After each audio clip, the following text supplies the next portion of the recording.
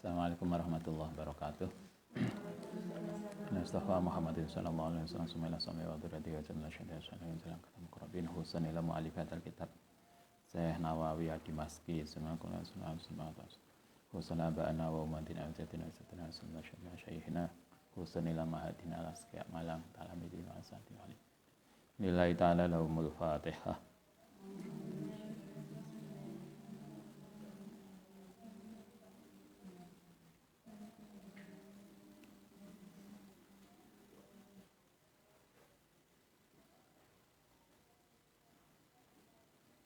Bismillahirrahmanirrahim.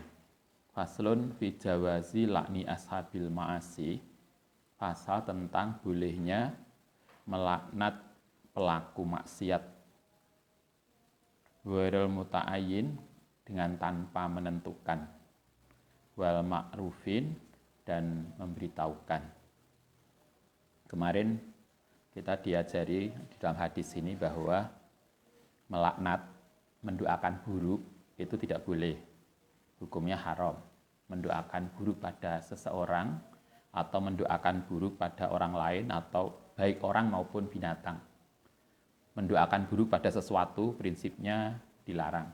Nah, sekarang ada laknat yang boleh. Nah, yang boleh ini yang didoakan adalah, yang didoakan buruk itu adalah perilaku buruk. Tapi bukan orangnya loh ya. Jadi yang dalam hadis beberapa kali Kanjeng Nabi itu melaknat perilakunya yang dikecam, tapi tidak mengecam orangnya. Nah, kalau kita mengecam perilakunya maka boleh. Tapi kalau yang nggak boleh adalah mengecam orang.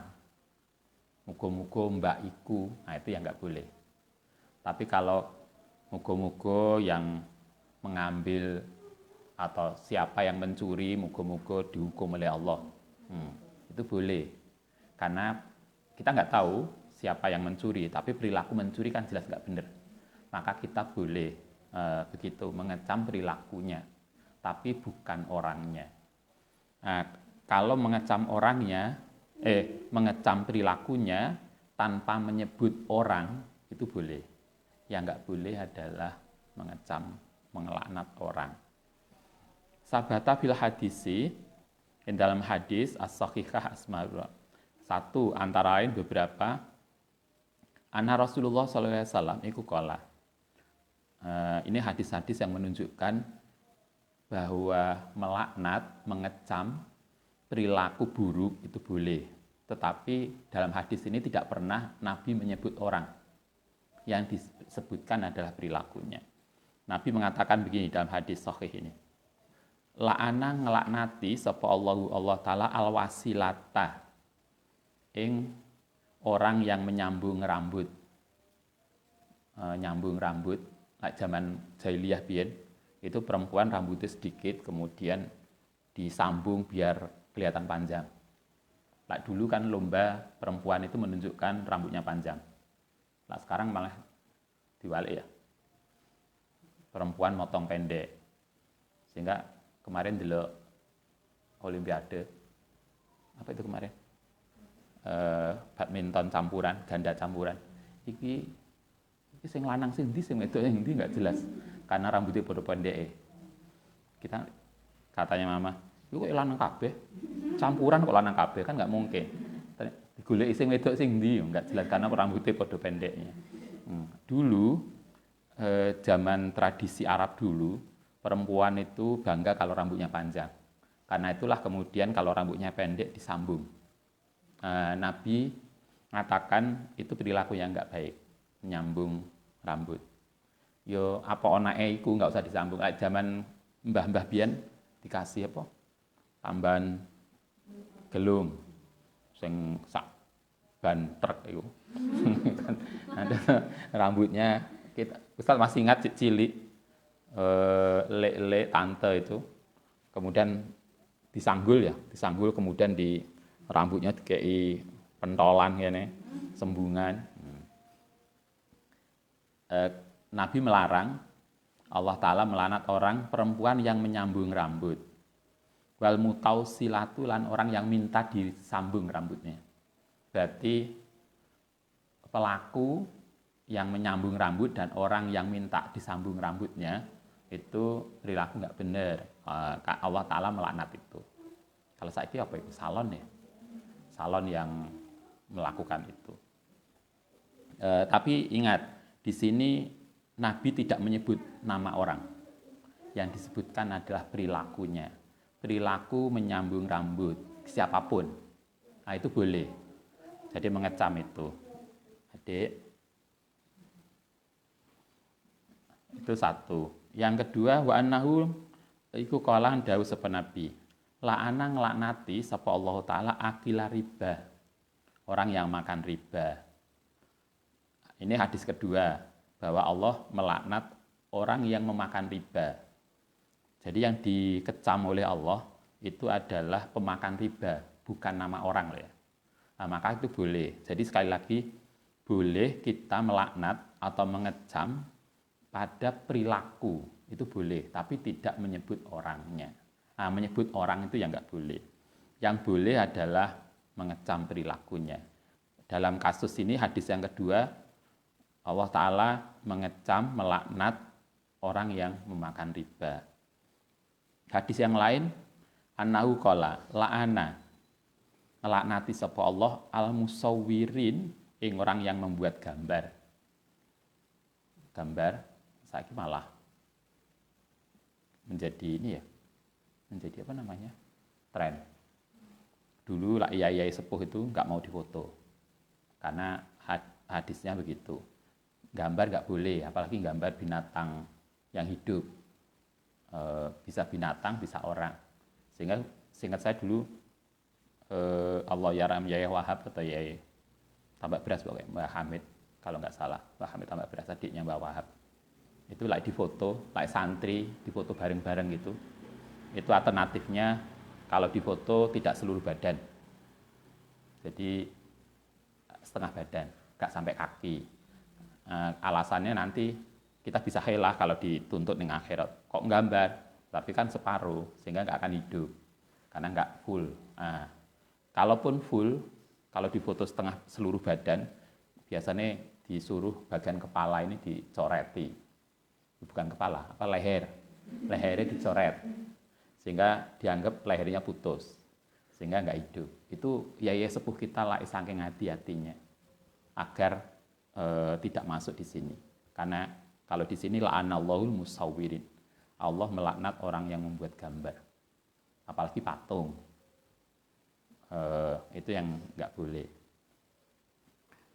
Tapi banyak kemudian ada orang-orang yang menafsiri yang nggak boleh adalah gambar yang kemudian menjadi sesembahan. Sembahan itu digawe apa namanya? Bukan sembahan itu tidak harus disembah, tapi bisa menjadi jimat. Pokoknya like gambar yai di sini aman rumah ini. Itu kan bisa jadi ini toh seolah-olah kemudian gambar itu yang kemudian itu yang gitu-gitu loh yang nggak boleh sungguhnya. Karena itu kan pernah Nabi itu gordene rumah Sayyidah Aisyah itu ada gambarnya. Kemudian Nabi nggak suka, kemudian gorden itu disuruh ganti yang bergambar. Yang nggak boleh ada seperti itu. Allah melaknat yang membuat gambar. Itu sekali lagi di sini hadisnya tidak menyebut nama orang. Wa annahu qala la'ana nglaknati sapa Allah man ing wong ghayyara yang merubah sapa man manarul ardi ing tanda jalan. Manarul ardi itu ada dua tafsirannya di sini. Yang ada catatan kakinya.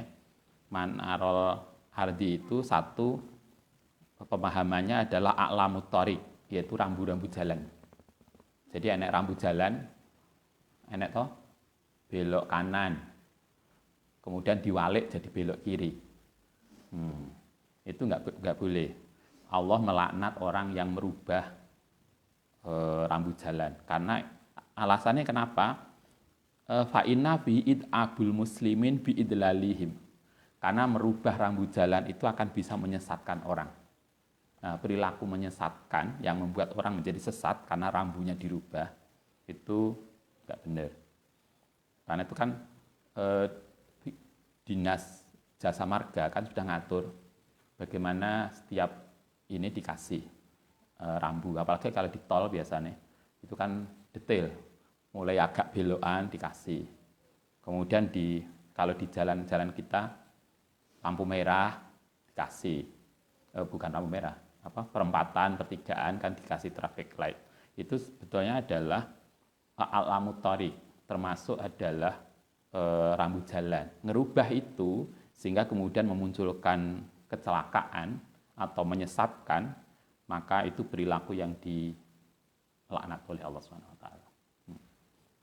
Jadi yang dikecam oleh Allah adalah merubah a'lamut thoriq, rambu-rambu jalan. Itu tafsir satu. Tafsir yang kedua, manarul ardi itu adalah idkhalu ardil ghairi fi ardihi, yaitu merubah patok tanah. Patok tanah, misalnya pekarangan, biasanya lain yang sawah ya. Kalau di sawah itu, ini patokannya kemudian digeser, sehingga sebagian tanah orang lain masuk menjadi tanah kita. Merubah patok tanah, batas tanah, itu adalah perilaku yang nggak benar. Allah Ta'ala mengecam perilaku itu. Jadi bisa manarul ardi itu bisa merubah patok tanah, pekarangan, bisa berarti merubah rambu jalan. Kalau merubah patok tanah berarti kita mengklaim tanah orang lain menjadi milik kita. Kalau merubah rambu jalan berarti itu akan membuat orang lain menjadi tersesat.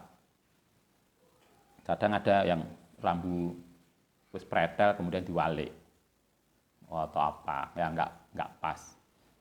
Itu nggak benar. Perilaku itu ghayyara manarul ardi, yaitu merubah tanda jalan atau merubah patok pekarangan, itu perilaku yang dilaknat oleh Allah Ta'ala. Allah melaknat itu. Hadis yang lain, qala la'ana, ngelaknat sapa Allah as-sariqa, orang pencuri. Perilaku pencuri, bukan Allah tidak menyebut nama orang, tapi menyebut perilaku pencuri. Perilaku pencuri, mencuri, itu siapapun dia yang melakukan pencurian, itu dilaknat. Coba, walaupun mencurine yasriku, mencuri sopoman al-baido, yang telur. Telur itu kan kecil banget, apalagi kalau telur edoro. Itu kan nggak besar. Coba, hadis ini mengatakan Allah Ta'ala melaknat pencuri. Bahkan orang yang mencuri telur saja, itu dilaknat. Itu artinya bahwa perilaku pencurian, perilaku mencuri itu perilaku yang luar biasa, nggak baik. Sehingga Allah Ta'ala mengecam dan melaknat itu. Itu hadis-hadis yang lain. Yang seterusnya la'ana, melaknat sapa Allah man ing wong. La'ana kang ngelaknat sapa man walidayhi, yang kedua orang tuanya. Perilaku lain yang dilaknat oleh Allah adalah seorang anak mendoakan buruk pada orang tuanya. Coba, anak mendoakan buruk pada orang tuanya, itu perilaku yang nggak benar. Jangankan mendoakan buruk. Kita masih ingat dalam Al-Quran, apa itu? Wala taqul lahuma uffin. Jangan berkata ah. Berkata ah aja loh, nggak boleh. Apalagi mendoakan buruk orang tua. Sekarang malah nggak terima mendoakan buruk. Ada lagi yang menuntut orang tuanya di pengadilan. Ada toh beberapa kasus perebutan apa biasanya? Yang kemarin kasus di mana itu? Di Lumajang atau di Jember? Yang anaknya menuntut ibunya. Ibunya dituntut di pengadilan. Coba, itu luar biasa. Allah Ta'ala melaknat orang yang mendoakan buruk kedua orang tuanya. Wala'ana, itu satu. Wala'ana lan ngelaknat sapa Allah man ing wong dabaha, yang menyembelih sapa man li ghairillahi ta'ala. Orang yang menyembelih bukan untuk Allah. Kalau zaman jahiliyah nyembelih binatang untuk dikorbankan untuk berhala. Maka itu perilaku yang enggak baik. Yang lain man ahdasa fiha, man sapane wong ahdasa kang gawe sesuatu yang baru fiha ing dalam agama hadasan au awa utawa mengisyaratkan muhdisan fa alaihi laknatullahi. Orang sesuatu yang membuat sesuatu yang baru itu apakah di dalam agama atau di dalam, kalau hadis yang ini kaitannya dengan, masih ingat, membuat sesuatu yang baru di dalam anggota badan. Dulu pernah disinggung apa itu? Gawe nato alis. Terus apa lagi? Operasi hidung yang sudah mancung menjadi kayak betet atau dipesek no. Ini Ustadz saya tuh bingung terlalu mancung. Ini mau dipesek nih. Misalnya membuat itu sesuatu yang baru. Fa'alaihi laknatullah wal malaikati. Maka melakukan operasi sesuatu yang merubah itu akan mendapatkan laknat Allah wal malaikati wa nasi ajmain. Wa annahu qala, ada lagi hadis Allahumma, bahkan tidak hanya informasi, bahkan Kanjeng Nabi mendoakan Allahumma il'an, mugi ngelaknati sapa Allah ri'lan.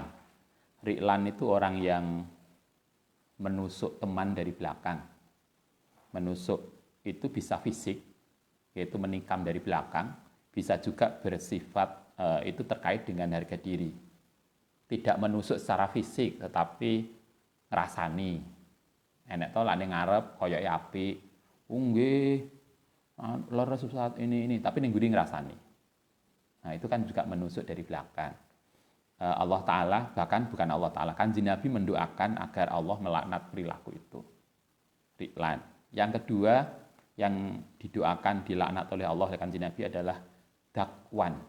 Dakwan itu orang yang suka mengobarkan perang. Asalnya orang itu baik-baik, kemudian diobong-obongi, akhirnya jadi tukaran. Diobong-obongi, dikompor-kompori, akhirnya jadi tengkar. Orang yang suka mengobarkan kerusuhan, mengorbankan peperangan, mengorbankan pertengkaran, itu dakwan. Itu Kanjeng Nabi mendoakan agar dia dilaknat oleh Allah Ta'ala. Wa usayyatan. Yang ketiga adalah orang yang suka berbuat maksiat. Asau, podo berbuat maksiat sapa mereka Allah Ta'ala wa Rasulullah. Ini perilaku itu berarti perilaku yang tidak sejalan dengan ajaran Allah dan Rasulnya. Wahadihi, utawi ini, tiga tadi itu salah satu qabail, salah satu dari kabilah minal Arabi saking Arab. Biasanya itu perilaku-perilaku yang sering dulu terjadi. Inau qala la'ana ngelaknati sapa Allah al Yahuda ing orang Yahudi. Kanjeng Nabi ngasih informasi Allah Ta'ala itu melaknati orang Yahudi. Salah satunya adalah hurimat. Alasane hurimat diharamkan alaihi ing atase Yahud apa sukumu, lemak, tapi fahba'auha, tapi menjual sapa Yahudi ha ing lemak. Di dalam tradisi Yahudi itu ada makanan yang diharamkan. Salah satu yang diharamkan adalah lemak. Kalau kita boleh ya, kita masih boleh. Di dalam tradisi Yahudi lemak itu kalau menurut hadis ini itu diharamkan untuk mereka. Nah, Yahudi mereka daya. Karena diharamkan saya nggak makan, tapi tak dol. Saya kan jual, nggak makan. Itu kan merekayasa hukum. Pada kita, babi itu haram. Ustaz, saya kan nggak makan babi, cuma saya itu menjual daging babi. Kan gitu. Kan sama atau sesuatu yang diharamkan itu kan nggak boleh dijual. Yahudi mereka daya itu. Suhum bagi mereka itu haram, tapi kemudian mereka daya dengan menjual. Perilaku mereka yang seperti itulah yang kemudian dilaknat oleh Allah Ta'ala. La'ana yang lain, la'ana melaknati sapa Allah Ta'ala al Yahuda wa Nasara. Alasannya yang tadi Allah melaknat perilaku Yahudi yaitu karena menjual sesuatu yang haram. Yang ini dikecam oleh Allah lagi adalah ittakhadhu karena padha ngambil sapa Yahudi wa Nasara kubura ambiyaihim ing kuburan para nabine masajida ing masjid. Tradisi dulu ada kelompok Yahudi yang senengane makame nabi kemudian digawe masjid. Kita biasanya kalau kita kan hanya ziarah ke makam. Kalau mereka tidak maka kemudian itu perilaku itu dikecam oleh Allah Ta'ala. Wa annahu iku la'ana sanding Kanjeng Nabi kula anang laknati sapa nabi al mutasabbihin, yaitu orang yang menyerupai minarijali saking laki-laki binisai kelawan perempuan. Perilaku lain yang dilaknat oleh Kanjeng Nabi adalah orang laki-laki yang menyerupai perempuan. Ya apa biasanya? Laki-laki menyerupai perempuan. Agak lembeng. Biasanya perempuan itu kan suaranya agak lembeng, yang laki-laki suka begitu. Nerokne, baceni. Nah, baceni ya istilahnya atau itulah. Atau sebaliknya, wal mutasabbihati lan perempuan yang menyerupai minan nisa'i saking perempuan birijali, atau perilaku perempuan yang menyerupai laki-laki. Itu juga dilaknat oleh Kanjeng Nabi. Karena pada prinsipnya harus jelas bedanya laki-laki itu yang mana, yang perempuan mana. Jelas identitas gendernya. Orang yang kemudian membaur, menyerupai, maka nggak boleh. Karena itu juga kemudian dulu kita masih ingat, saat masih kecil, oleh ibu itu diberikan, ibu itu beli baju, kain. Kainnya itu batik agak, mungkin batik itu biasa dipakai oleh perempuan. Karena itu oleh bapak nggak boleh. Kami yang laki-laki nggak boleh pakai kain kayak itu. Karena beliau menganggap ini kain ini biasa digawe laki-laki, kayak perempuan. Karena itu nggak pantas kalau kemudian dipakai untuk anak laki-laki. Itu untuk menjaga segitunya. Terus saya malah kayak bisa dibedakno laki-laki perempuan. Bajunya podo itu. Kayak celana itu gawe laki-laki, kayak perempuan podo ae. Beda tak gayanya? Kayaknya nggak jauh beda. Levis, jin kan mirip-mirip aja laki-laki perempuan. Padahal mestinya harusnya dipastikan mungkin yang perempuan bisa pakai celana, tapi kan jelas beda gayanya. Prinsipnya adalah laki-laki dan perempuan itu jelas gendernya, jelas ininya watak laki-laki dan perempuannya. Wa jami'u hadir al-fati utai seluruh lafaz iku fi sahih Bukhari wa Muslim. Semua tadi hadis-hadis tentang tadi itu semua tercatat di dalam Bukhari dan Muslim. Ba'duha sebagian iku fihima ada di dalam kedua hadis Bukhari dan Muslim. Ba'duha lan sebagiannya iku fi ahadima. Salah satu hadis yang lain itu hanya tercatat dalam Bukhari saja atau di dalam Muslim saja, atau keduanya tercatat sekaligus di dalam Bukhari Muslim. Wa inna ma asyartu aing pastine aweh isyarat sapa ingsun ilaiha walam azkur lan ora nyebut sapa ingsun turukaha ing jalane isyarat hadis lil ikhtisari. Ini hanya diambil sebagian saja, tapi yang pasti hadis-hadis ini banyak, baik yang tercatat di dalam Bukhari saja atau Muslim saja atau tercatat di dalam keduanya. Yang semua hadis ini menunjukkan bahwa Allah Ta'ala dan Kanjeng Nabi itu melaknat perilaku-perilaku tertentu. Tetapi ketika Allah melaknat dan Kanjeng Nabi melaknat, Allah dan Kanjeng Nabi tidak nyebut orang, tapi nyebut perilaku. Sehingga karena itulah Imam Nawawi mengajari kita, pada prinsipnya melaknat itu haram. Tetapi kalau kita melaknat perilakunya, bukan menyebut orangnya, maka boleh. Jadi yang dibolehkan adalah melaknat perilakunya tanpa menyebut orang. Nah, itu yang kita harus bedakan. Rawaina fi sahih Muslim an Jabir anan Nabi alaihi salatu wasallam ra'a. Suatu ketika Kanjeng Nabi melihat himaron ing himar, apa himar itu? Kuda kot usima yang dikasih cap fi wajihi dalam wajah kuda. Kadang kuda itu kan dikasih stempel ya. biasanya kayak bokongnya. Wesi panas dicos, kemudian ke kulit kuda, sehingga kemudian muncul kayak timbul cap. Nah, biasanya di pantatnya kayak kuda. Nah, ini gak pantate, wajah kuda yang dicap. Nah, Nabi melihat itu. Karena itu kemudian Nabi mengecam itu. Faqala mongko dawuh sapa Nabi la'ana muga ngelaknati sapa Allah alladzi wasamahu. Alladzi ing orang wasamu kang ngecap sapa alladzi hu ing kuda. Ngecap kuda di bagian wajah itu enggak boleh. Kalau kita kan juga enggak boleh toh. Mukul orang enggak boleh, mukul di wajah. Gak kayak Upin Ipin. Nah, dulu kan malah ya kita belajar matematika gak pinter-pinter. Nah, Ustaz dulu sanawiyah itu langsung gosok itu diusap neng wajah. Ben pinter itu dulu. Tapi kita nggak ada yang berani ngelawan dan nggak ada wali murid yang kemudian melaporkan menganggap kekerasan. Segitunya. Tapi prinsipnya tidak boleh mukul wajah. Anda yang di rumah yang jadi suami, kalau tengkar sama istri nggak boleh mukul wajah istri. Wajah nggak boleh diganggu. Ke anak juga nggak boleh mukul wajah. Karena itu dulu kalau kita nakal, paling dicetoti ini, paha.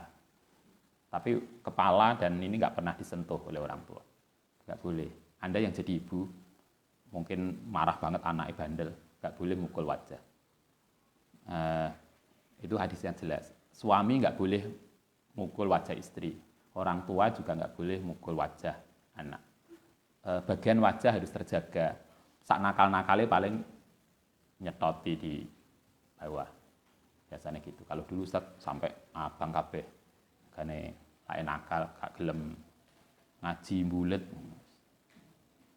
Itu. Tapi nggak pernah kita dipukul wajah. Jadi itu yang harus kita jaga. Ada hal-hal yang kemudian kita perlu jaga. Allah Ta'ala kata Nabi melaknat orang yang kemudian membuat sakit binatang dengan cara ngecap bagian wajahnya. Wa fi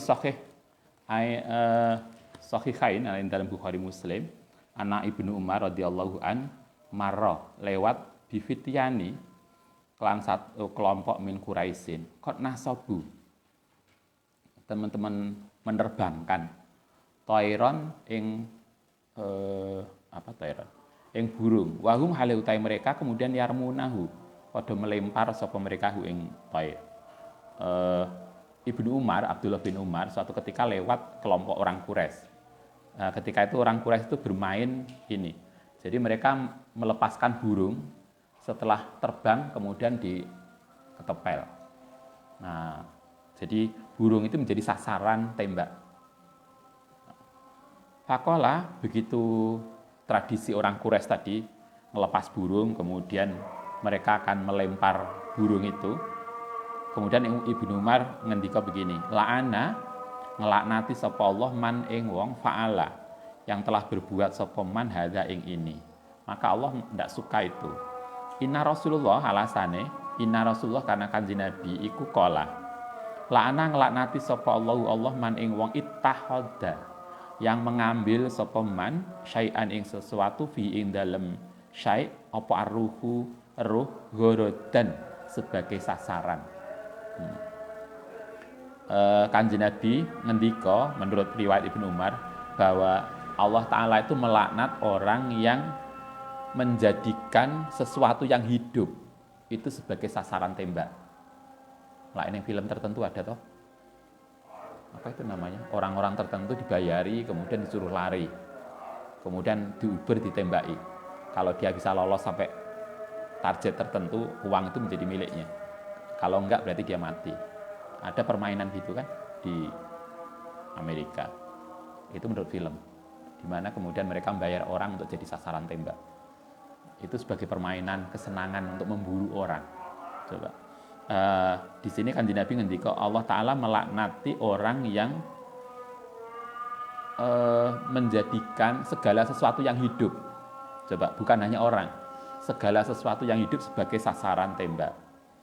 Karena itulah kalaupun kita harus nyembelih binatang, masih ingat etikanya, Nabi itu memerintahkan agar senjatanya, pisaunya itu dipertajam sehingga tidak menyakiti ketika disembelih. Kan gitu.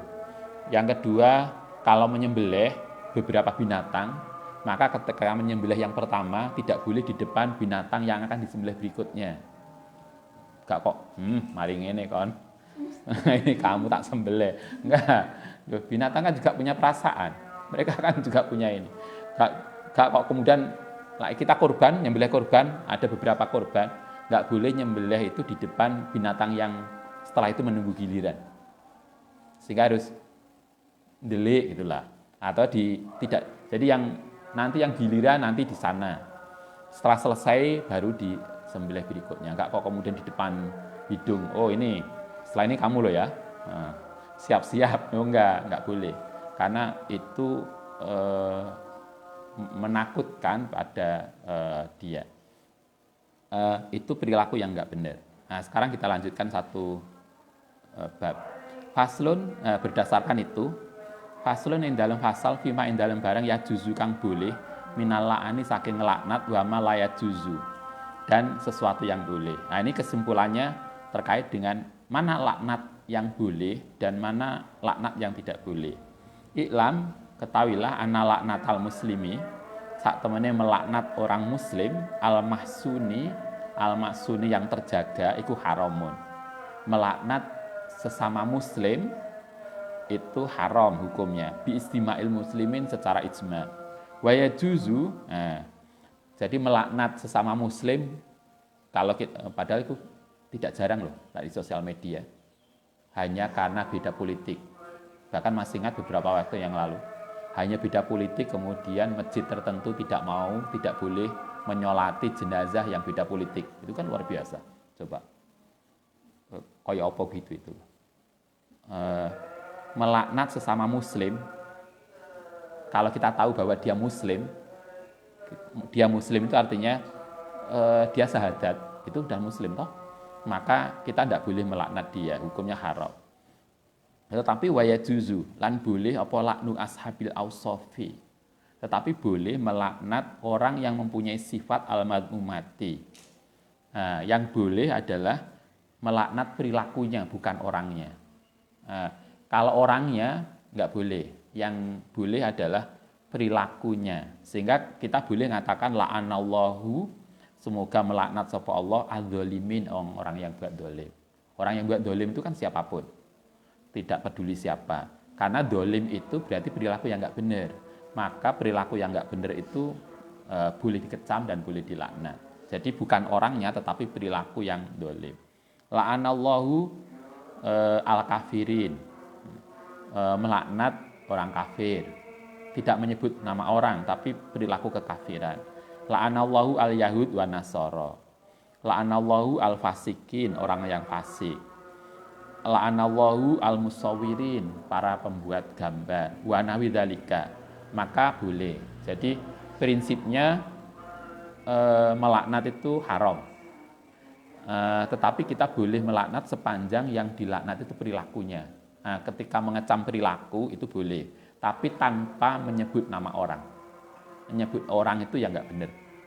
Wa amala nul insani, anapun utawi melaknat seseorang biainihi secara khusus, miman saking wong itasofa bisyai'in, kalam sesuatu minal ma'asi saking maksiat, kayahudin, au nasroniin, au zolimin, au zanin, au musawirin, orang yang berzina, berbuat dolim, al musawwir, au sarikin atau pencuri, au akili riba atau orang yang makan riba, fadhawairul hadisi, mongko menurut dohir hadis, annahu iku laisa biharam, maka tidak haram. Hukumnya tidak haram, mengelaknat perilakunya. Sekali lagi, yang ditoleransi adalah melaknat perilaku, bukan orang. Wa asara lan isarat sapa al-Ghazali fi tahrimihi, ing dalem harame laknat ila fi hakiman, kecuali ing dalem hukume seseorang, alimna yang ngerti sapa kita annahu iku mata. Kang mati sapa man alal kufri. Menurut Ghazali boleh melaknat orang. Tapi kalau orang itu sudah mati dan kematiannya dipastikan dia mati dalam keadaan yang enggak baik. Misalnya mati kafir, kaya Abu Lahab. Ka Abi Lahab kaya Abi Lahab, wa Abu Jahal, wa Fir'aun lan Fir'aun, wa Haman lan Haman, wa asbahum. Itu udah jelas karena sudah mati dan mati di dalam kekafiran dan mati dalam sesuatu yang enggak boleh. Maka itu boleh. Tapi kalau orang itu masih hidup, maka enggak boleh.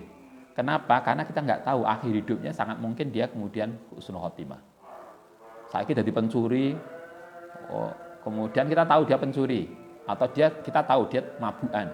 Kemudian walaupun dia mabukan, kita tidak boleh melaknat dia pribadinya.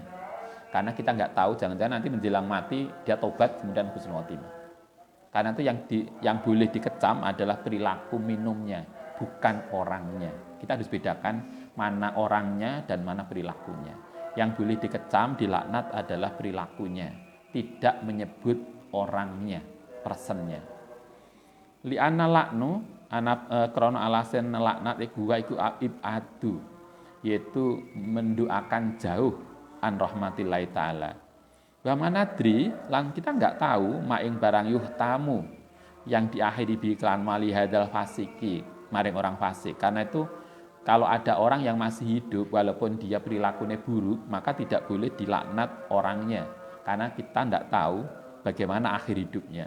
Al kafiri wa amal ladzi anapun orang-orang la'anahumullahu yang melaknat ing mereka sapa Rasulullah sallallahu alaihi wasallam bi ayanihim, anapun Kanjeng Nabi misalnya pernah melaknat orang secara khusus, itu tidak boleh ditiru. Karena Nabi ketika melaknat orang walaupun orang itu masih hidup, karena Nabi punya kekhususan, beliau tahu akhir hidup orang itu. Sementara kita tidak. Sehingga ketika Nabi melaknat orang yang masih hidup, tidak boleh sama sekali ditiru. Itu kekhususan Nabi saja. Jadi yang ada tuh hal-hal yang khusus untuk Nabi yang kita tidak bisa tiru. Contohnya kalau Nabi nikah lebih dari 4, itu khusus Nabi. Kita kan nggak boleh tiru.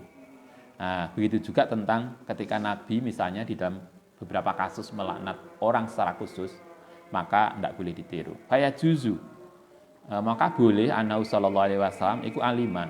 Karena itu Nabi boleh, karena alima, Nabi tahu mau tahum ing matina mereka ala kufri.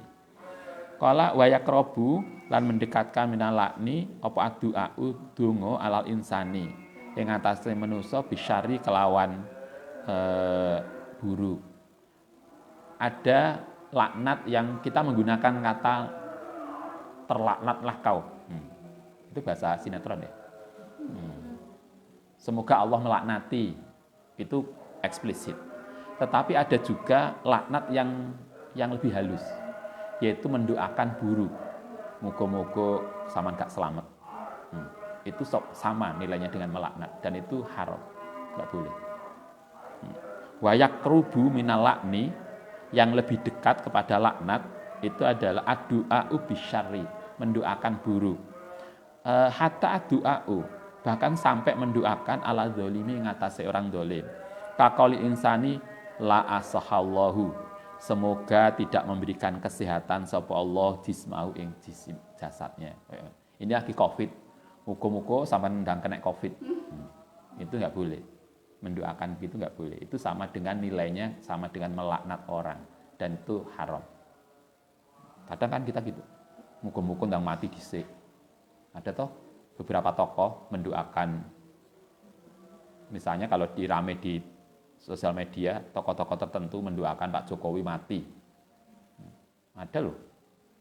Mendoakan, kemarin misalnya beberapa tokoh muda, Gus siapa yang vokal, kemudian beberapa orang yang suka mendoakan, saya doakan bulan ini engkau mati. Coba. Itu loh wong Islam, mendoakan sesama muslim. Itu niru sapa? Itu sama dengan melaknat, mendoakan. Di sini semoga badannya enggak sehat. atau la salamahullah, semoga gak selamat. Coba. Karena kita yang agak halus malah ini, semoga dapat hidayah. Koyoke kita yang dapat hidayah beneran. Ada toh gitu. Oh, semoga doakan buruk pada orang. Semoga gak selamat. Semoga kena Covid. Itu sama. Itu doa-doa mendoakan buruk pada orang. Itu kalau menurut Mbah Nawawi itu nilainya sama dengan melaknat. Dan itu sama-sama haram. Enggak boleh. Karena itulah marilah kita belajar podo-podo ndongakno mendoakan yang baik. Muga-muga selamat Mbak, kita semua sehat. Apa tuh susahnya begitu? Daripada sampean diomong ini enggak kena muga-muga kena Covid. Loh, kenapa harus mendoakan buruk? Mendoakan buruk pada orang lain itu kalau menurut Mbah Nawawi yaqrabu minal lakni. Itu mirip dengan memberikan laknat. Dan itu hukumnya haram. Itu terlarang. Wa majaro, wa malan barang jaro yang berjalan majro atau sesuatu yang bahasanya mirip dengan itulah kalau bahasa kita. Wa kullu dzalika, semua tadi mendoakan buruk, muga-muga gak selamat, muga-muga kena Covid atau apa, itu mazmumun, semua tercela. Itu enggak boleh. Wa kadzalika itu semua doa buruk itu enggak boleh. Hukumnya tercela dan haram. Itu yang harus kita pahami. Nah, sekarang siapa yang enggak boleh dilaknat? Yang didoakan. Wa kadzalika laknu jami'il hayawanat. Mendoakan buruk pada binatang. Kalau tadi pada seseorang, itu hukumnya jelas haram. Nah, lek binatang nyekel pitik gak kena, akhirnya jengkel banget, muka-muka keterabak motor. Saya didoakan ayam, mendoakan ayam ketabrak motor, itu juga nggak benar. Atau kucing, oh semoga-moga kucingnya karena mau dimandikan lah kabur, kemudian didoakan buruk. Coba mendoakan hayawanat itu juga nggak boleh. Bahkan bukan hanya hayawanat loh. Wal jamad, mendoakan jamad itu apa? Barang mati. Ya hayawanat itu kan barang hidup. Ini barang mati. Apa kaya? Sepeda motor itu kan barang mati. Muga-muga ndang rusak. Atau tuku HP. Iki sing enak koncone duwe HP. Muga-muga ndang rusak HP-nya. Itu enggak boleh. Mendoakan jamat, coba. Mendoakan buruk itu yang enggak boleh. Satu, jelas mendoakan buruk pada sesama manusia, itu hukumnya haram. Melaknat haram, termasuk mendoakan buruk. Itu sama dengan laknat, hukumnya madmum, tercela dan haram. Nah, yang termasuk enggak boleh lagi adalah mendoakan buruk pada binatang. Bukan hanya binatang, bahkan pada benda mati. Coba, fakulluhu madmumun, semuanya itu tercela. Marilah kita, karena itulah, marilah kita belajar sama-sama mendoakan, marilah kita mendoakan yang baik pada siapapun, lebih-lebih pada sesama manusia. Lae ndongakno buruk pada benda mati aja enggak boleh. Mendoakan buruk pada binatang enggak boleh, apalagi pada sesama manusia. Marilah kita belajar. Mungkin kita bisa marah, mungkin kita bisa emosi dengan orang lain. Tapi marilah kita belajar tidak pernah mendoakan buruk. Marilah kita belajar sak jengkel-jengkel. Mulane kalau masih ingat, apalagi kalau Anda jadi orang tua, punya anak. Lae ceritane Gusmus, yai-yai sepuh biyen, santri-santri yang nakal itu malah didongakno khusus oleh yai ini. Kan enggak ono toh. Kemudian kan pernah toh ceritane Gusmus. Gusmus ketika jadi ketua pondok disuruh mengidentifikasi semua santri yang nakal. Pikir beliau, wah ini mari ngene ditok nih. Ternyata yang itu di setonannya lain enggak ada yang dikeluarkan, malah mendapatkan keistimewaan didoakan secara khusus oleh yai. Coba. Karena itu Anda kalau nanti jadi bunyai, jangan pernah mendoakan yang tidak baik pada santri, apalagi kalau Anda jadi orang tua, dua anak. Kita masih ingat siapa? Syekh Sudes ya. yang sekarang jadi qori Masjidil Haram. Itu nakali minta ampun. Gak kebayang deh lah kita delok ceritanya.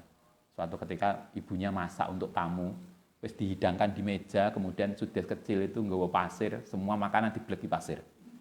Coba lah zaman jadi ibunya, mungkin gawane pentungan. Tapi coba ibunya, nakale kayak gitu loh, doanya ibunya cuma gini, kamu akan jadi imam Masjidil Haram. Coba emosi mungkin ya, tetapi kita tetap mendoakan baik. Marilah kita belajar itu, belajar untuk tetap mendoakan baik pada siapapun. Semoga kemudian doa itu tidak hanya ke dia, tapi juga untuk kita. Karena apapun yang kita doakan, itu pada dasarnya akan kembali pada kita sendiri.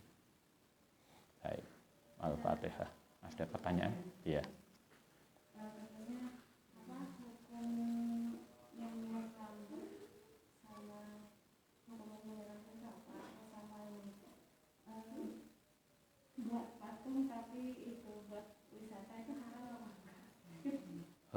Satu, nyemir rambut. Kemarin udah di pertanyaan beberapa waktu yang lalu ya. Nyemir rambut itu hukumnya boleh asalkan tidak warna hitam. Seingat saya begitu. Coba nanti dicek ulang. Kayaknya boleh. Jadi Anda nyemir rambut hijau, ya, pink, atau oranye, rambutnya oranye ya tak apa-apa. Yang nggak boleh warna hitam kayaknya gitu. Membuat patung itu pada dasarnya nggak boleh. Tapi beberapa ulama kemudian mentafsir. Mentafsir itu memerinci. Kalau membuat gambar atau patung itu dipakai untuk tadi ta'abud, untuk sesembahan, maka nggak boleh. Tapi kalau bukan untuk itu, sebagian ada yang membolehkan. Saya kira begitu jawabannya. Ini dari tadi tuh banyak santri amalnya banyak yang langsung mahasiswanya salam katanya. Oh, waalaikumsalam untuk semua santri yang online. Semoga kita bisa istiqomah untuk ngaji. Semoga kita senantiasa diberikan kesehatan. Kita semua bersama orang-orang yang kita cinta, semoga senantiasa sehat. Al-Fatihah.